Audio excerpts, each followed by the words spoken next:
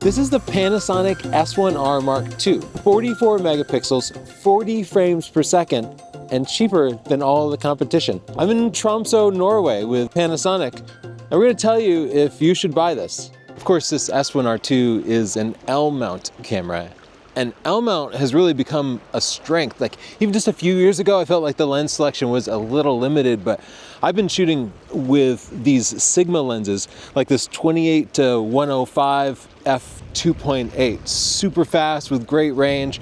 I have an f1.8 zoom with me, and the availability of these lenses means I'm not making any compromises. And if you are worried about lens selection, I don't think it's going to be a problem. The video specs on the S1R are pretty crazy.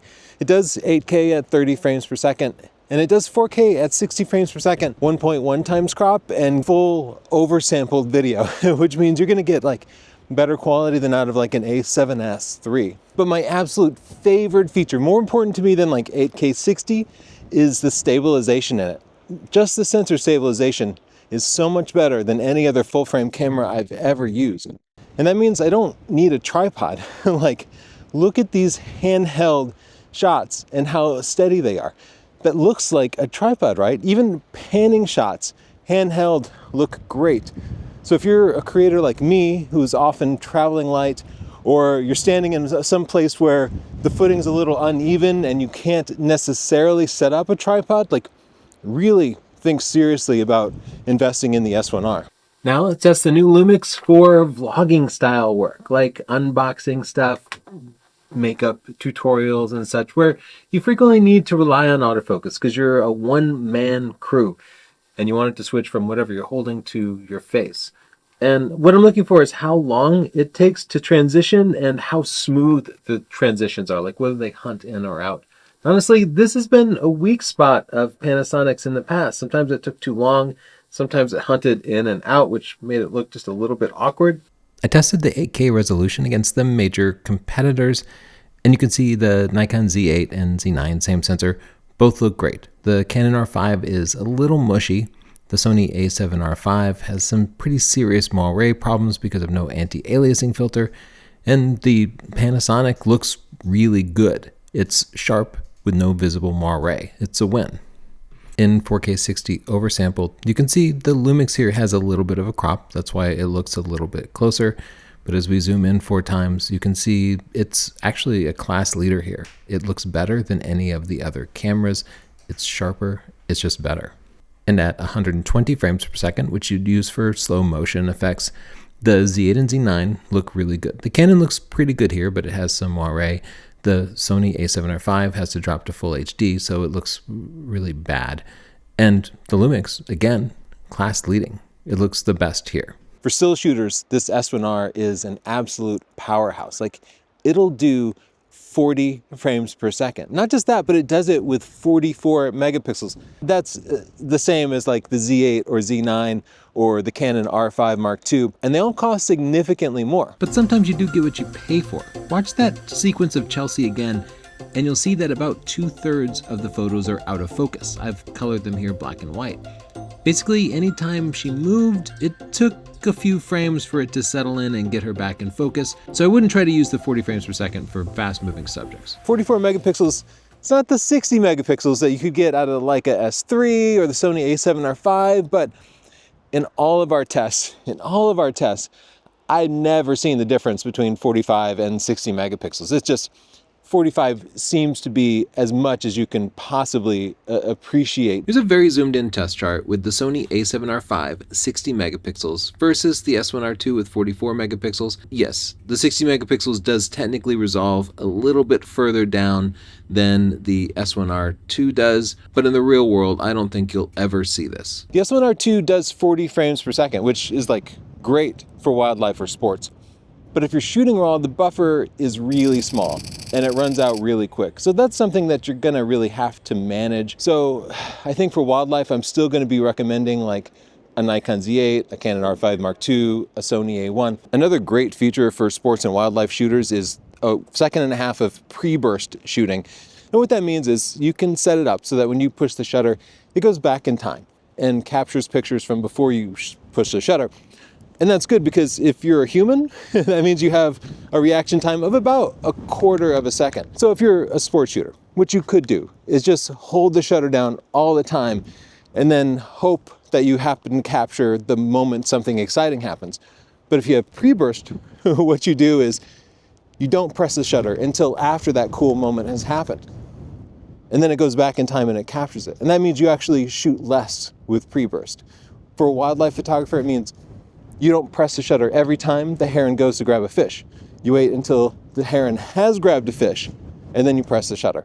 Now, of course, you have to have the subject in focus the whole time, because it doesn't actually go back in time. The camera's just keeping pictures in its temporary buffer whenever you have the shutter half pressed, and then when you fully press it, it goes back and it saves all the stuff that it had stored in temporary storage. Panasonic actually made the S1R smaller and lighter. It doesn't look it because it's still a big camera. It definitely will never feel too small in your hand like some Sony cameras can. The electronic viewfinder has 5.7 million dots, so it is actually nice and sharp. And the rear screen here tilts and flips out, so you have options. They have a convenient dial to switch between stills and video. They have dials for switching between continuous and still autofocus, so you never really have to go into the menus, at least after you get things configured the first time. Especially on the Sigma lenses, you can see they have aperture rings on the dial, which I love, and you can see everything is very waterproofed. It's been raining the whole time I've been here, and I've had no problems whatsoever,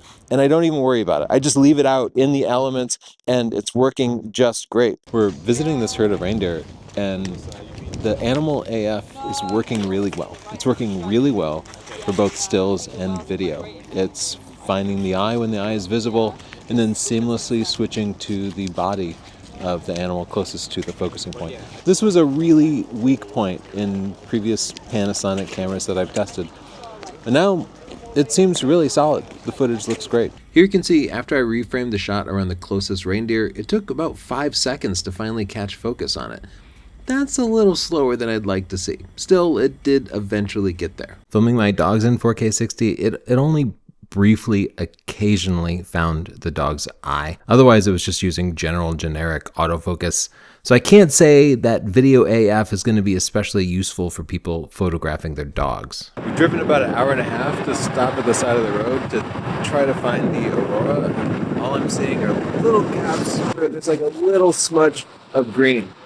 Still better than nothing. The low light performance on the camera looks great. The usability has been great. To manually focus on the stars was an absolute breeze. Like, they show up extremely bright. Using the viewfinder at night, everything looks great. I can definitely see better than I can with my own eyes, even with just an f1.8 lens. So far, this is great to work at night. The only thing I miss, no lighted buttons. None of the other cameras at this price point have that, but I would still love some lighted buttons.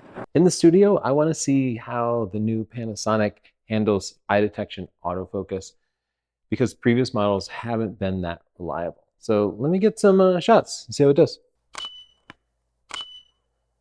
I'm finding the autofocus is working pretty well. There are times when it lags a little bit more than, say, my Sony A1 would, but it's much better than my Hasselblad cameras. So it's totally suitable for portrait environments in the studio, even fast-paced portraits where you're shooting a lot.